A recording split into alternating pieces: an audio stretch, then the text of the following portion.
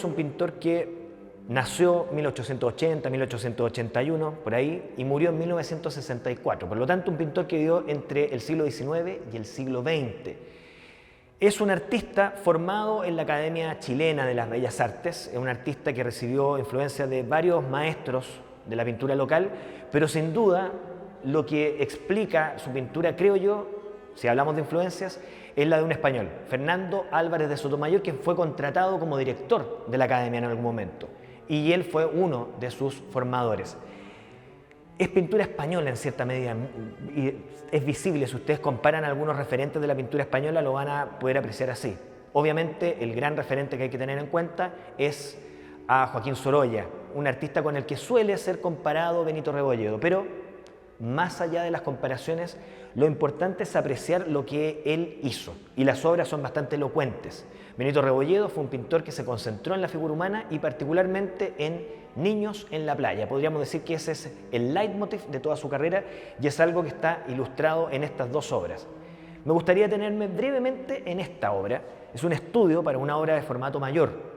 Los artistas en el siglo XIX tenían por costumbre, y antes también, hacer grandes estudios antes de abordar las obras de mayor envergadura. ¿Por qué? Tenían que abordar muchas figuras, situaciones y resolver siempre la relación entre personajes y el fondo. Por lo tanto, antes de enfrentar la obra definitiva, tenían que tener mucha información. Y esto entonces es parte de esa documentación previa a la ejecución final. Nos muestra, muy interesante, cómo se abordaba un cuadro antiguamente. En primer lugar, si ustedes observan esta esquina, van a ver que hay un matado de tela. La pintura está diluida con trementina y medium y se abandona el blanco original de la tela y quedamos con un color café, rojizo, pardo, etc. Sobre eso viene el dibujo, no a lápiz, probablemente hecho con pincel, unas notas básicas, y paulatinamente, de acuerdo al interés que tiene, va dándole mayor importancia y más construcción a algunas cosas. Ciertamente, el foco de este cuadro es este desnudo, este niño que está subiendo a esta estructura y que podría ser finalmente un bote, no lo sé, pero se está subiendo y todo el énfasis del cuadro está puesto en esa espalda. Es muy interesante cómo hay una transición del verde hacia el color piel, el manejo de la pasta para darle realce y brillo al omóplato, el contraste que descubrimos entre el cuello hecho sutilmente con el pincel y la densidad pictórica de este sector. Entonces es una obra que por una parte nos muestra la concentración de Benito Rebolledo en la figura humana y por otra es una gran ilustración, una lección de pintura, porque no es una obra acabada y por lo tanto quedan a la vista muchas partes del proceso que en los cuadros terminados suelen quedar sepultados bajo la correcta y académica terminación de la obra. Esta obra me parece sumamente particular dentro del trabajo de Rebolledo. Aparecen niños, aparece la figura humana, pero hay un protagonismo mucho mayor del paisaje. Ustedes ven una gran horizontal y fíjense que la línea de horizonte está en la parte superior, apenas una franja de cielo, lo que le permite hacer un trabajo muy rico con el mar, muy empastado, una pintura con mucho más materia que la pintura que habíamos visto recién. Lo muy interesante de esta obra es la aparición de las figuras. Unas pocas notas de color muy precisas permiten describir con toda claridad el personaje protagónico que se está alzando, está saludando a su amigo que está allá en el fondo, y es muy interesante cómo Rebolledo, con un manejo, a mi juicio y sin exagerar, magistral, logra describir ese cuerpo de manera muy informativa, está lleno de detalles y sin embargo con gran economía de medios. Ustedes prácticamente podrían detenerse y contar las manchas que hay, que obviamente no fueron puestas directamente, como todo pintor que se precie de un conocimiento académico, y ciertamente Rebolledo lo tenía. Seguramente la construcción previa fue una mancha aguada que posteriormente, a medida que se va estructurando el cuerpo, adquirió consistencia, y eso en los toques finales es rematado con unas luces muy intensas en el costado del cuerpo, que además está enmarcado por este splash de agua que nos podría recordar a un pintor tan contemporáneo como David Hockney y su serie de los Splash, del Bigger Splash y demás, ¿no? Un cuadro muy interesante y ambos, presentes en esta exposición, nos muestran la variedad de Rebolledo dentro de un registro que tal vez uno podría considerar limitado temáticamente, pero que le permitió hacer algunas indagaciones, algunos descubrimientos pictóricos sumamente rescatables, y creo que en el contexto de hoy, en el cual se está volviendo a mirar, a reinterpretar la figura humana, me parecen sumamente pertinentes de ser rescatados en la exposición. Alfredo Valenzuela Puelma es probablemente uno de los grandes maestros de la pintura chilena. Tiene de hecho algunas obras que podríamos decir son hits dentro de nuestra pequeña tradición.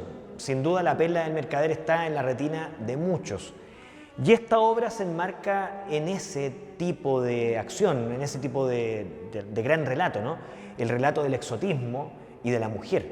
En ese entonces, la mujer era el objeto predilecto de los artistas, era el objeto, comillas, ¿cierto?, sobre el cual se fijaba la atención y se demostraba el virtuosismo que se tenía en su representación.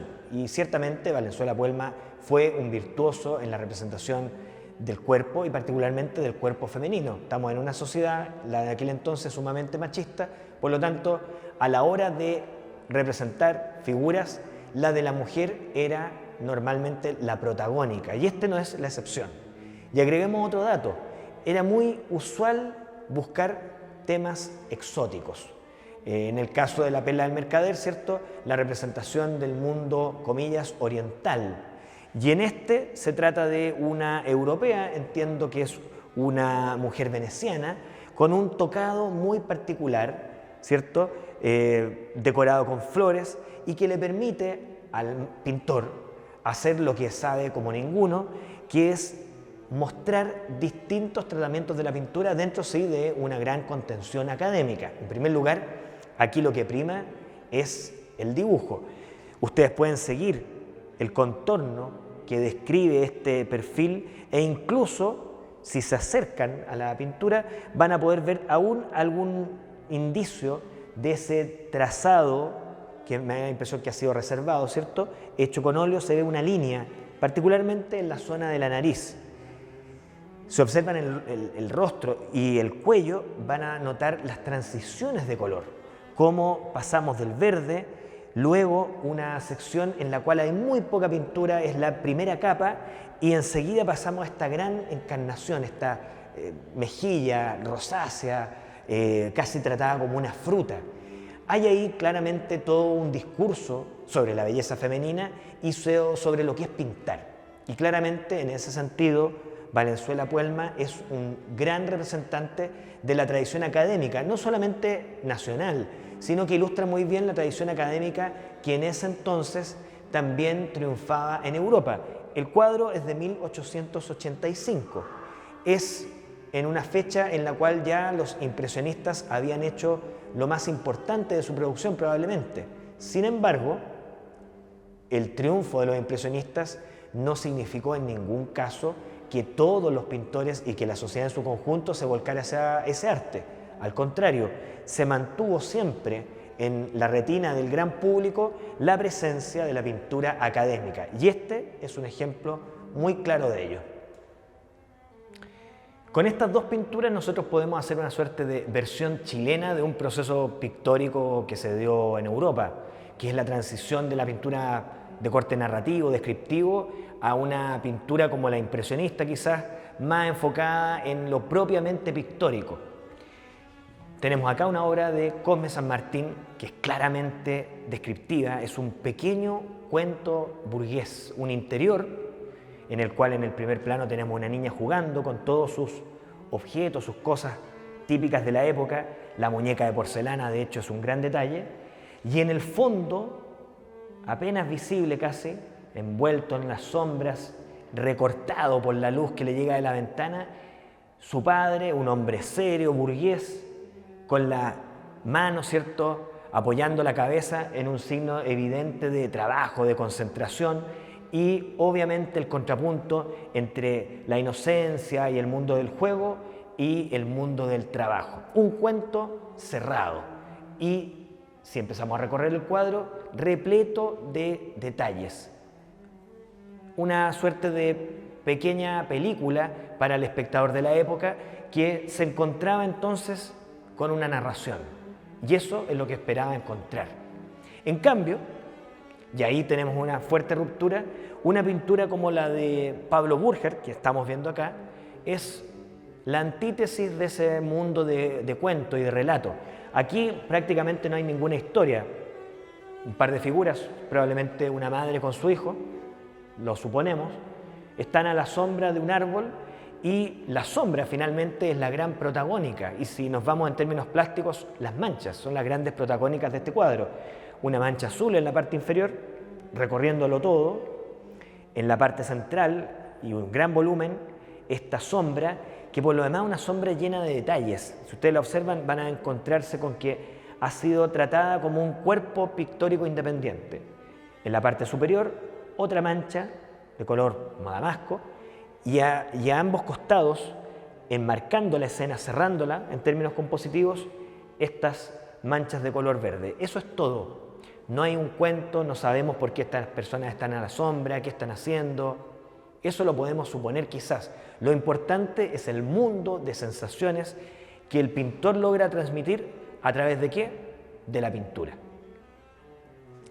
Pedro Lira es conocido como un pintor de escenas históricas, algo muy común entre aquellos que, como él, abogaban, defendían la academia. Recordemos, la academia siempre defendió lo que se consideraban los grandes temas. ¿Cuáles eran?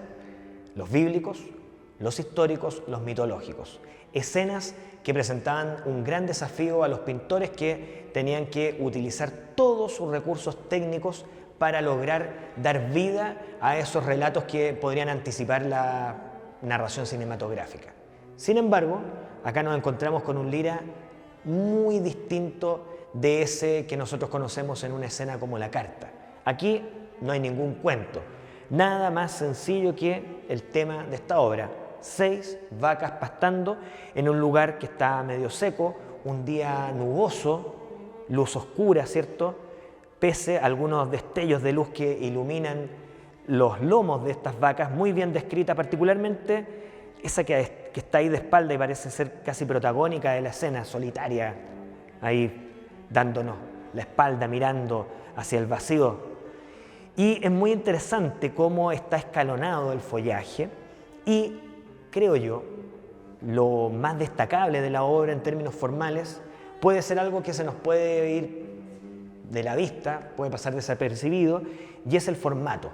El paisaje es normalmente alargado, incluso existían dimensiones estándar para los distintos tipos de paisaje. En este caso nos encontramos con una tela más bien cuadrada y marcada, creo yo, por el protagonismo que adquiere el follaje, que prácticamente son 2/3 de la tela. Ciertamente las vacas son las que encienden esta escena, pero creo yo que el gran protagonismo de la obra se lo lleva la pintura, algo que cuando las ambiciones literarias de Lira gobernaban su pintura no siempre se hacía manifiesto. Aquí, en cambio, lo pictórico cobra un mayor protagonismo y lo podemos ver, por ejemplo, en las manchas que emergen como luz entre el oscuro follaje del fondo del cuadro.